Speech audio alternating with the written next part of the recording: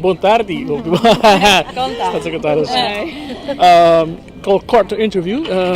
Wat voor belangrijke punten waren misschien vandaag voor de Aruba, Curaçao, misschien ook Sint Maarten op de Rijksministerraad op de agenda? Ja, we hadden een vrij korte Rijksministerraad waarin we veel dingen hebben besproken. Die gingen vooral over het voorbereiden bijvoorbeeld van de VN-verdragvergadering. We hebben het gehad over het zorgen dat we een paspoort, of beter gezegd de paspoortwet aanpassen.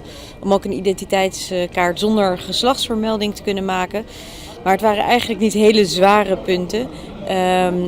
Gelukkig voor de zomer hebben we de Rijksministerraad op een snelle en efficiënte manier kunnen afronden. Op het eiland zijn men een beetje bang voor de politieke discussie hier in Nederland. Kan de volgende verkiezingen betekenen voor het Arubaanse volk, maar ook voor het Caribisch deel van het Koninkrijk. We zien andere partijen misschien niet zo vriendelijk zijn voor het eiland.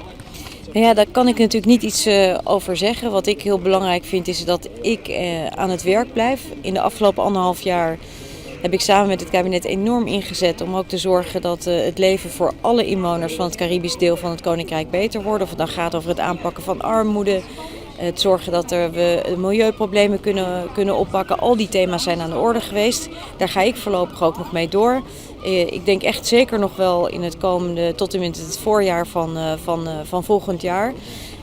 Maar goed, het is natuurlijk aan het Nederlandse volk om te kiezen wie ze willen kiezen. Ik hoop vooral dat ik door kan gaan met dat doen waarvan ik denk dat het heel belangrijk is voor de inwoners van de landen. En waarvoor ik van hen ook veel steun heb gekregen. Dus ik ben ook heel blij dat veel mensen vanuit het Caribische gebied mijn hart onder de riem hebben gestoken en gevraagd hebben of ik zo lang mogelijk voor hen wil blijven werken.